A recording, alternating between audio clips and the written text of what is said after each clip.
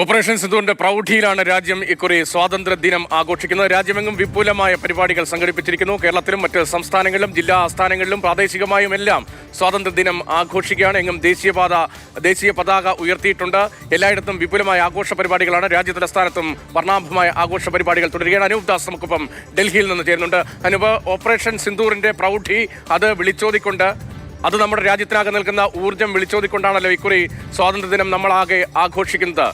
രണസ്മരണകൾ ഇരമ്പുന്നതാണ് നമ്മുടെ സ്വാതന്ത്ര്യം. ധീരദേശാഭിമാനികളായ ആയിരങ്ങളുടെ ജീവനും രക്തവും ഹോമിക്കപ്പെട്ടത് നമ്മുടെ സ്വാതന്ത്ര്യത്തിന് വേണ്ടിയാണ്.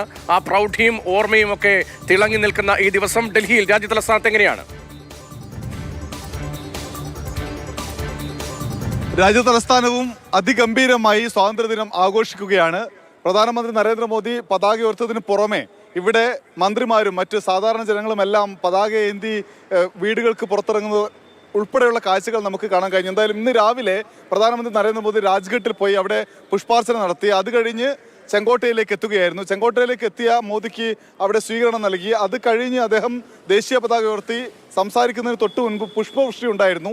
ഹെലികോപ്റ്ററിൽ പുഷ്പവൃഷ്ടി നടത്തുന്നതിനിടയിൽ അവിടെ ഒരു പതാക ഉയർന്നിരുന്നു. ഓപ്പറേഷൻ സിന്ദൂർ എന്ന് അതിലെഴുതിയിരുന്നു. അതിലെഴുതിയതുപോലെ തന്നെ പ്രസംഗത്തിലും പ്രധാനമന്ത്രി നരേന്ദ്രമോദി ഓപ്പറേഷൻ സിന്ദൂറിനെ കുറിച്ച് കാര്യമായി സംസാരിച്ചു. ഇന്ത്യയുടെ മറുപടി പാകിസ്ഥാനും ഭീകരർക്കും നൽകിയ ധീര ജവാന്മാർക്ക് അദ്ദേഹം സല്യൂട്ട് നൽകി. മാത്രവുമല്ല, ഇന്ത്യയുടെ ശക്തി എന്ത്, ഇന്ത്യയുടെ ആയുധശേഷി എന്ത്, ഇന്ത്യ ഉണ്ടാക്കിയെടുത്ത ആയുധങ്ങൾ എന്ത് എന്നെല്ലാം കൃത്യമായി എതിരാളികൾക്ക് മനസ്സിലാക്കാൻ കഴിഞ്ഞു എന്ന് പ്രധാനമന്ത്രി നരേന്ദ്രമോദി പറയുന്നുണ്ടായിരുന്നു. മാത്രമല്ല, ജവഹർലാൽ നെഹ്റു ഉൾപ്പെടെയുള്ള, ദാക്ഷായണി വേലായുധൻ ഉൾപ്പെടെയുള്ള സ്വാതന്ത്ര്യ സമര സേനാനികളെ അദ്ദേഹം ഓർക്കുന്നുണ്ടായിരുന്നു. പക്ഷേ കുറെ കൂടി വ്യക്തമായി അദ്ദേഹം പറഞ്ഞത് ശ്യാം പ്രസാദ് മുഖർജിയെ കുറിച്ചായിരുന്നു.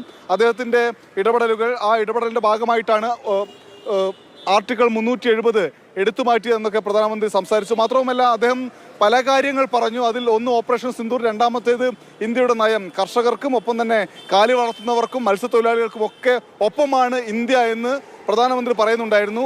അമേരിക്കയുമായിട്ടുള്ള ഒരു വാണിജ്യ കരാറിന്റെ ചർച്ചകൾ നടക്കുന്ന ഘട്ടത്തിൽ കൂടിയാണ് അങ്ങനെ പറഞ്ഞതെന്ന് ഓർക്കണം. കാരണം ഇന്ത്യയിലേക്ക് കൂടുതൽ കാർഷിക ഉൽപ്പന്നങ്ങൾ കയറ്റി അയക്കാനുള്ള സമ്മർദ്ദം അമേരിക്ക ചെലുത്തുന്നുണ്ട്. അതിന് ഇന്ത്യ വഴങ്ങാതിരുന്നതാണ് ട്രംപിനെ ചൊടിപ്പിച്ചത്. എന്തായാലും അതിന് ഇന്ത്യ വഴങ്ങില്ല എന്ന് ആവർത്തിച്ച് പറയുന്നുണ്ടായിരുന്നു പ്രധാനമന്ത്രി. മാത്രവുമല്ല, പ്രധാനമന്ത്രി പറഞ്ഞതിലെ മറ്റൊരു പ്രധാനപ്പെട്ട കാര്യം നേരത്തെ രതീഷ് സൂചിപ്പിച്ചതാണ്, GST കുറയ്ക്കുമെന്നുള്ള പ്രഖ്യാപനം. അതിനപ്പുറത്തേക്ക് RSSനെ കുറിച്ച് പറയുന്നുണ്ടായിരുന്നു. RSSന്റെ 100ാം വർഷമാണ്. 100 വർഷത്തെ സമാനതകളില്ലാത്ത രാഷ്ട്ര സേവനമാണ് RSS നടത്തിയത് എന്ന് പ്രധാനമന്ത്രി പറഞ്ഞു. എന്തായാലും ഇന്ത്യയെ സംബന്ധിച്ച് ഇന്ത്യ ഇനി നമ്മൾ ഇവിടെ ഉൽപ്പാദിപ്പിക്കണം, നമുക്ക് വേണ്ടത് ഉൽപ്പാദിപ്പിക്കണം, നമ്മൾ കയറ്റി അയക്കണം എന്ന് പ്രധാനമന്ത്രി പറഞ്ഞത് മാത്രമല്ല, ബഹിരാകാശത്ത് ഇന്ത്യയുടെ മാത്രം ഒരു ബഹിരാകാശ സ്റ്റേഷൻ നിർമ്മിക്കാനുള്ള ശ്രമം ഇന്ത്യ ആരംഭിച്ചു എന്നും അദ്ദേഹം പ്രഖ്യാപിക്കുകയുണ്ടായി. അനൂപ് ദാസാണ് ഡൽഹിയിൽ നിന്ന് വിവരങ്ങൾ നൽകുന്നത്. ഒരേ സമയം തന്നെ രാജ്യത്തിന്റെ നേട്ടങ്ങൾ പ്രധാനമന്ത്രി നരേന്ദ്രമോദി എണ്ണി പറയുന്നു. ഇനി എങ്ങനെ മുന്നോട്ട് നാം പോകും എന്നതാണ് കേന്ദ്ര സർക്കാർ ഉദ്ദേശിക്കുന്നത് എന്ന കാര്യം വിശദീകരിക്കുന്നു. അതേസമയം തന്നെ രാഷ്ട്രീയമായ പരാമർശങ്ങൾ കൂടി അദ്ദേഹത്തിന്റെ ഭാഗത്തുനിന്ന് വരുന്നുണ്ട്. സ്വാതന്ത്ര്യ സമരവുമായി ബന്ധപ്പെട്ടും ദേശീയ പ്രസ്ഥാനങ്ങളുമായി ബന്ധപ്പെട്ടും ഒട്ടേറെ വാദപ്രതിവാദങ്ങൾ കഴിഞ്ഞ പതിറ്റാണ്ടിൽ നമ്മൾ കണ്ടതാണ്. അതിന്റെ തുടർച്ച പ്രധാനമന്ത്രിയുടെ വാക്കുകളിലും ഉണ്ടായിരുന്നു. അമേരിക്കയുമായി ബന്ധപ്പെട്ട് നമ്മൾ സ്വീകരിക്കുന്ന കർശനമായ നിലപാടിനെ കുറിച്ചുള്ള പ്രധാനമന്ത്രിയുടെ പ്രതികരണത്തിലേക്ക് കൂടി നമുക്ക് ഇപ്പോൾ ഒന്ന് പോകാം. സ്വാതന്ത്ര്യ പ്രസംഗത്തിൽ അമേരിക്കയുടെ പകരച്ചുങ്കത്തെ പരോക്ഷമായി പരാമർശിക്കുകയെന്ന് പ്രധാനമന്ത്രി നരേന്ദ്രമോദി. സ്വന്തം കഴിവിലും കരുത്തിലും രാജ്യത്തിന് വിശ്വാസമുണ്ട് എന്നാണ് പ്രധാനമന്ത്രിയുടെ പ്രഖ്യാപനം. സ്വയം പര്യാപ്തതയെ സംരക്ഷിക്കാൻ സജീവമായി ഇടപെടുകയാണ് എന്നും പ്രധാനമന്ത്രി പറഞ്ഞു. ആ പ്രതികരണം: आत्मसम्मान की सबसे बड़ी कसौटी आज भी उसकी आत्मनिर्भरता है. जो दूसरों पर ज्यादा निर्भर रहता है, उसकी आजादी पर उतना ही बड़ा प्रश्न चिन्ह लग जाता है. और दुर्भाग्य तो तब बन जाता है जब निर्भरता की आदत लग जाए, पता ही ना चले हम कब आत्मनिर्भरता छोड़ रहे हैं और कब किसी के निर्भर हो जाते हैं. ये आदत खतरे से खाली नहीं है. സ്വാതന്ത്ര്യ സമര പോരാട്ടത്തിൽ പങ്കാളിത്തം വരിച്ച നേതൃത്വം നൽകിയ പ്രധാനപ്പെട്ട ദേശീയ നേതാക്കളെ തമസ്കരിക്കുന്നു RSSും BJPയും കേന്ദ്ര സർക്കാരും എന്നത് പ്രതിപക്ഷം നേരത്തെ തന്നെ പല ഘട്ടങ്ങളിൽ ഉന്നയിച്ച ആരോപണമായിരുന്നു. ഇന്ന് സ്വാതന്ത്ര്യദിന സന്ദേശത്തിൽ പ്രധാനമന്ത്രി നരേന്ദ്രമോദി സ്വാതന്ത്ര്യദിനത്തിൽ RSSനെ പുകഴ്ത്തുന്നുണ്ടായിരുന്നു. തന്റെ പ്രസംഗത്തിൽ രൂപീകരണത്തിന്റെ 100ാം വർഷം ചൂണ്ടിക്കാട്ടിയായിരുന്നു ആ പ്രശംസ.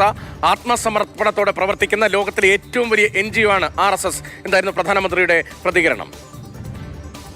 राष्ट्रीय स्वयंसेवक संघ 100 साल की राष्ट्र की सेवा एक बहुत ही गौरवपूर्ण स्वर्णिम पृष्ठ है। व्यक्ति निर्माण से राष्ट्र निर्माण के संकल्प को लेकर के 100 साल तक लक्षावधि स्वयंसेवकों ने मातृभूमि के कल्याण के लिए अपना जीवन समर्पित किया है। ऐसा राष्ट्रीय അനൂപ് ദാസ് വിവരങ്ങളുമായി തുടരുന്നത്. അനൂപ്, സ്വാതന്ത്ര്യദിന സന്ദേശത്തിൽ RSSനെ പുകഴ്ത്തുന്നു. 100ാം വാർഷികം ചൂണ്ടിക്കാണിച്ചുകൊണ്ടാണ് ലോകത്തിലെ ഏറ്റവും വലിയ സ്വയം സമർപ്പിതരായ ഒരു കൂട്ടം ആളുകളുടെ NGO എന്നതായിരുന്നു പ്രധാനമന്ത്രിയുടെ വാക്കുകളിലെ പരാമർശം. ഇപ്പോൾ ദേശീയതയുമായി ബന്ധപ്പെട്ടും ജനാധിപത്യവുമായി ബന്ധപ്പെട്ടും ജനാധിപത്യം നേരിടുന്ന വെല്ലുവിളികളുമായി ബന്ധപ്പെട്ടും സാധനത്തിൽ ഒട്ടേറെ പ്രതികരണങ്ങൾ വരുന്നുണ്ടല്ലോ. മാത്രമല്ല കേന്ദ്ര സർക്കാരുമായി ബന്ധപ്പെട്ട് പ്രതിപക്ഷ കക്ഷികളുടെ ഭാഗത്തുനിന്ന് ദേശീയതയെ ചൊല്ലി ഒട്ടേറെ വിമർശനങ്ങളുമൊക്കെ നേരിടുന്നുണ്ടായിരുന്നു. രാഷ്ട്രീയ ഭാഗം എങ്ങനെയായിരുന്നു ഈ പ്രസംഗത്തിൽ, ഈ സന്ദേശത്തിൽ? ഈ 1.25 മണിക്കൂർ നീണ്ട ഈ പ്രസംഗത്തിൽ രണ്ടിടത്താണ് കൃത്യമായ രാഷ്ട്രീയം, സംഘപരിവാറിന്റെ രാഷ്ട്രീയം പ്രധാനമന്ത്രി പറഞ്ഞത്. അതൊന്ന് RSSനെ സംബന്ധിച്ചുള്ള പരാമർശത്തിലാണ്. ഇന്ത്യയിൽ ഹിന്ദു രാഷ്ട്രം സ്ഥാപിക്കണം എന്ന് പ്രഖ്യാപിച്ച് മുന്നോട്ട് പോകുന്ന കൂട്ടായ്മയാണ്, സംഘടനയാണ് RSS. ആ RSS കഴിഞ്ഞ് 100 വർഷമായി സമർപ്പിതമായ പ്രവർത്തനം, സമാനതകളില്ലാത്ത പ്രവർത്തനമാണ് ഇന്ത്യയിൽ നടത്തിയത് എന്ന് ഒരു സർക്കാർ വേദിയിൽ പറയുന്നതോടുകൂടി, ചെങ്കോട്ടയിൽ പറയുന്നതോടുകൂടി എന്താണ് നയം എന്ന് വളരെ കൃത്യമായി പറയുകയാണ് പ്രധാനമന്ത്രി ചെയ്തത്. ഹിന്ദു രാഷ്ട്രം സ്ഥാപിക്കും എന്ന് പ്രഖ്യാപിച്ച് മുന്നോട്ട് പോകുന്ന RSS. അതേസമയം തന്നെ അപ്പുറത്ത് പ്രധാനമന്ത്രി പറയുന്നു ഇന്ത്യയിലെ ഡെമോഗ്രഫി മാറ്റിമറിക്കാൻ ചിലർ ശ്രമിക്കുന്നുണ്ട്, അത് അനുവദിക്കില്ല എന്ന് പ്രഖ്യാപിക്കുന്നു. അത് നുഴഞ്ഞുകയറ്റത്തിലൂടെയാണ് ശ്രമിക്കുന്നത്. ഈ ഡെമോഗ്രഫി മാറ്റിക്കഴിഞ്ഞാൽ, ജനസംഖ്യയിലെ അനുപാതത്തിലും അല്ലെങ്കിൽ ഇപ്പോഴത്തെ നിലയിലും മാറ്റം വരുത്തി കഴിഞ്ഞാൽ അത് സാമൂഹ്യമായ ഒരുപാട് പ്രശ്നങ്ങൾക്ക് കാരണമാകുമെന്ന് അദ്ദേഹം വളരെ കൃത്യമായി പറയുന്നുണ്ട്. മതപരിവർത്തനം ഉൾപ്പെടെയുള്ള വിഷയം കേരളത്തിലും പുറത്തുമൊക്കെ വളരെ സജീവമായി ചർച്ചയാവുന്ന ഘട്ടത്തിലാണ് പ്രധാനമന്ത്രിയുടെ ഈ പ്രഖ്യാപനം വന്നത് എന്ന് ഓർക്കണം. ഇത്തരം ഡെമോഗ്രഫിയിലെ മാറ്റത്തിന് വേണ്ടി ശ്രമിക്കുന്ന ആളുകൾക്കെതിരെ സർക്കാർ അതിശക്തമായ നടപടി സ്വീകരിക്കുമെന്നും അദ്ദേഹം പറഞ്ഞു. ഒരേ സമയത്ത് ഹിന്ദു രാഷ്ട്രം സ്ഥാപിക്കാൻ വേണ്ടി പ്രവർത്തിക്കുന്ന RSSനെ പൊഴുത്തുകയും മറുഭാഗത്ത് ഈ ഡെമോഗ്രഫി മാറ്റാനുള്ള ശ്രമങ്ങളെ ഞങ്ങൾ ശക്തമായി എതിർക്കുകയും ചെയ്യും എന്ന് പറയുന്നത് വലിയ രാഷ്ട്രീയ പ്രഖ്യാപനമായി തന്നെ നമ്മൾ വിലയിരുത്തേണ്ടതുണ്ട്.